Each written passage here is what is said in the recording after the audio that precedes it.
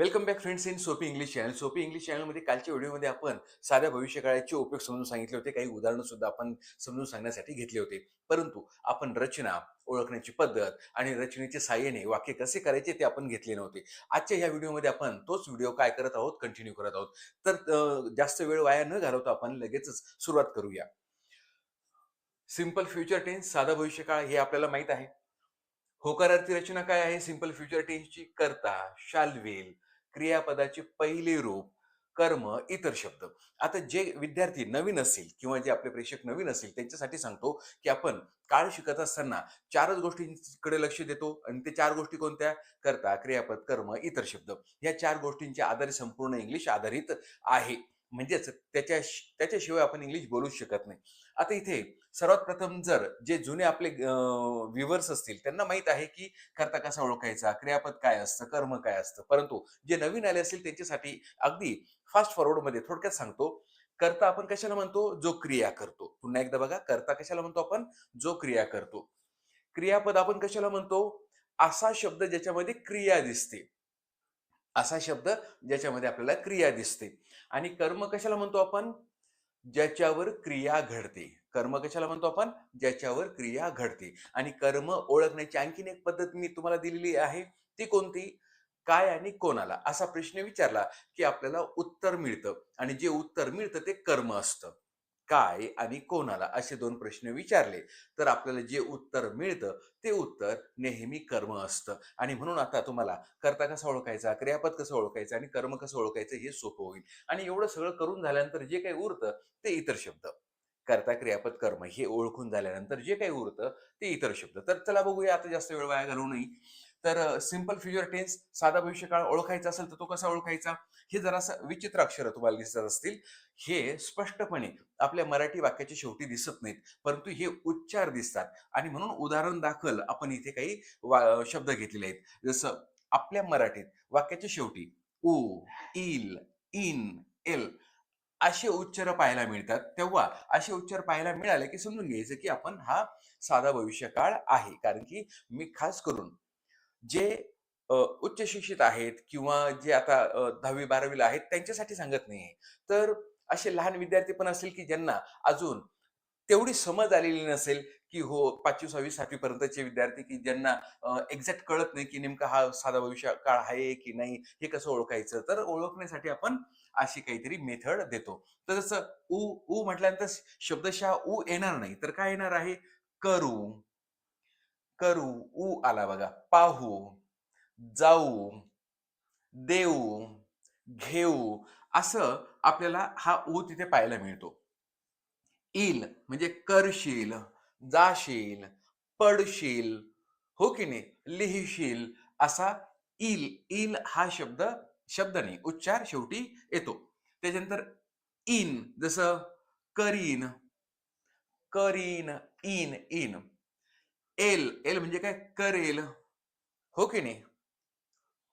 अशा प्रकारे हे उच्चार येतात. हे सगळे उच्चार मी आपल्या महाराष्ट्रातील वेगवेगळ्या विभागात किंवा भागात, कारण की आपला महाराष्ट्र बराच मोठा आहे आणि 50 किलोमीटर अंतर पुढे गेलं की आपल्या भाषेमध्ये बदल होतो आणि म्हणून प्रत्येकजण आपापल्या परीने काय करत असतो, त्या जागेवर त्या शब्दाचा उच्चार करत असतो. आता सगळेच उच्चार तर मला काही सांगता येणार नाही, परंतु ओव्हरऑल एकंदरीत असे उच्चार येतात. हा एक माझा अनुभव आहे आणि म्हणून त्यानुसार मी तुम्हाला दिलेला आहे.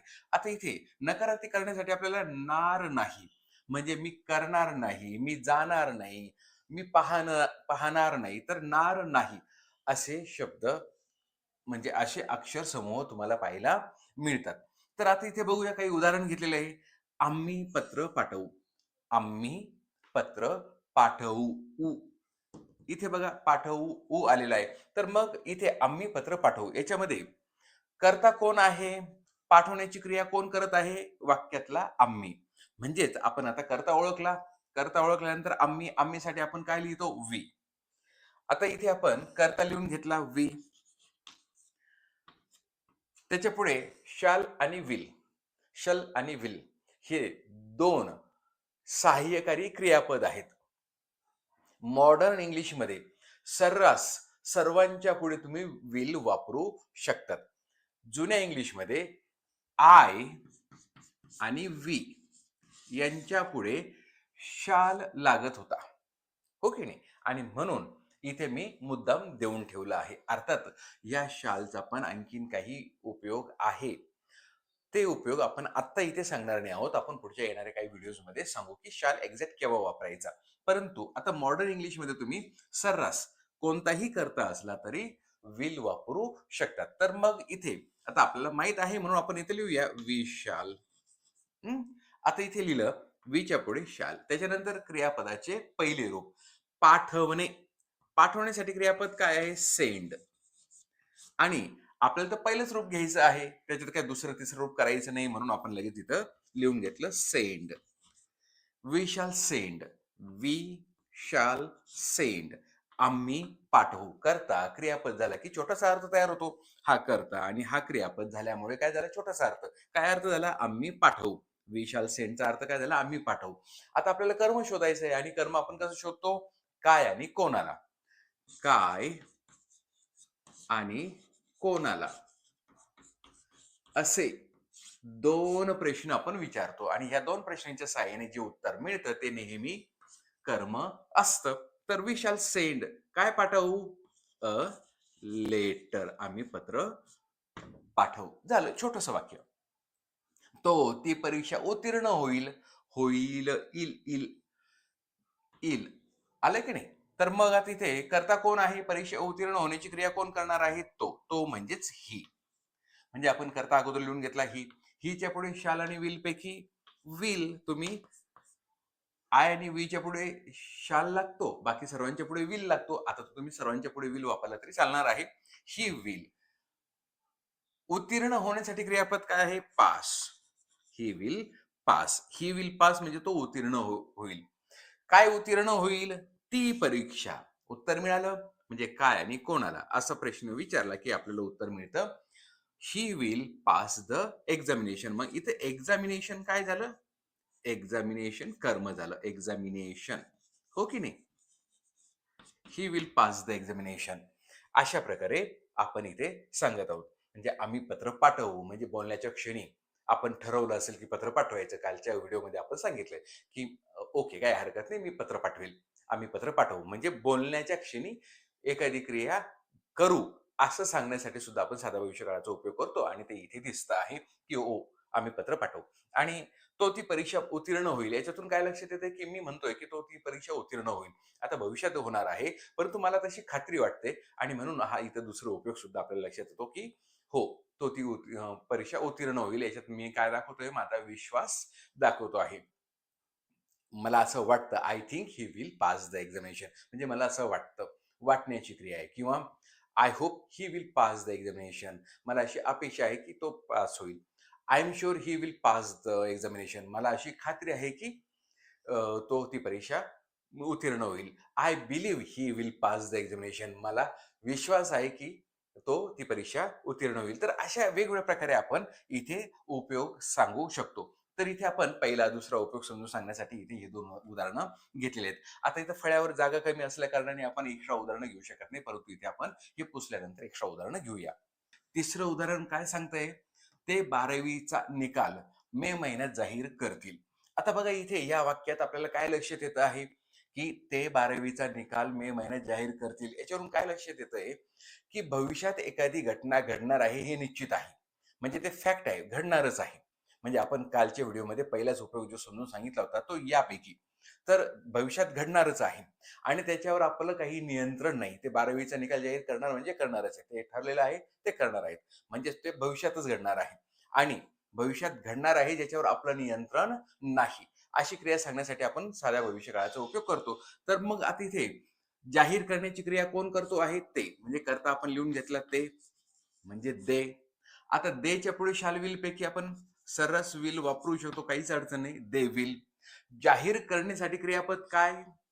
कारण की ज्याच्यात क्रिया दिसते त्याला आपण ज्याच्यात क्रिया दिसते असा शब्द की ज्याच्यात क्रिया दिसते त्याला आपण क्रियापद म्हणतो आणि म्हणून पहिलं रूप जाहीर करणे. दे विल जाहीर करण्यासाठी डिक्लेअर. They will declare. आता कर्ता क्रियापद झाल्यावर काय होतो? कर्ता क्रियापद झाल्यावर काय होतो? छोटासा अर्थ. दे विल डिक्लेअर ते जाहीर करतील. काय जाहीर करतील? 12वीचा निकाल. म्हणजे आपल्याला कर्म मिळालं. मग HSC रिझल्ट थोडक्यात लिहूया आपण. Result. They will declare HSC result. आता आपण कर्ता झाला, क्रियापद झालं, कर्म झालं. अजून काही उरलंय का? तर हो. काय उरलंय? मे महिन्यात. म्हणजे आता मे महिना काय झाला? इतर शब्द. इन मे झालं. They will declare HSC result in May. असे हे वाक्य झालं. मला खात्री आहे ती तुला भेटणार नाही. आता बघा इथे आपण खात्री दाखवत आहोत आणि अशी खात्री दाखवायची असेल तर सुद्धा आपण साधा भविष्यकाळाचा उपयोग करतो. तर I am sure. I am sure. काय खात्री आहे? ती तुला भेटणार नाही. नार नाही. बघा साध्या भविष्यकाळात नकारार्थीमध्ये शेवटी नार नाही असं येतं. तर न भेटण्याची क्रिया कोण करणार आहे? ती. शी. त्याच्यानंतर विल म्हणजे कर्ता झाला. शाल विल पैकी विल घेतला. वाक्य नकारार्थी आहे म्हणून आपल्याला नकारार्थी रचना वापरावं लागेल. नॉट टाकायचा. शी विल नॉट. आणि भेटण्यासाठी क्रियापद मीट. व्यक्तीला भेटायचं असेल तर मीट. स्थळाला भेट द्यायचं असेल तर visit. She will not meet. कोणाला भेटणार नाही? कोणाला. काय आणि कोणाला. कोणाला म्हणजेच कर्म. कोणाला भेटणार नाही? तुला. म्हणजे काय आणि कोणाला असा प्रश्न जर विचारला तर आपल्याला कर्म मिळतं आणि म्हणून आपल्याला उत्तर काय मिळालं? तुला. तुला म्हणजे यू. इथे फुल स्टॉप. तर I am sure she will not meet you. तर मला खात्री आहे ती तुला भेटणार नाही. काही कारण नसेल कदाचित. मला माहित आहे की ती अगोदरच विदेशात निघून गेली आहे किंवा ती अगोदरच काही कामानिमित्त बाहेरगावी गेलेली आहे. तू तिथे गेला तरीही ती तुला भेटणार नाही अशी मला खात्री आहे आणि म्हणूनच जाऊ नको. तर अपेक्षा करतो की तुम्हाला आजच्या ह्या व्हिडिओमध्ये या उदाहरणांच्या सहाय्याने साधा भविष्य काळाचे उपयोग दैनंदिन जीवनामध्ये कुठं कसा करावा हे लक्षात आलं असेल. तर व्हिडिओ आवडला असेल तर नक्कीच लाईक करा, शेअर करा आणि हो सबस्क्राईब करायला विसरू नका. नमस्कार.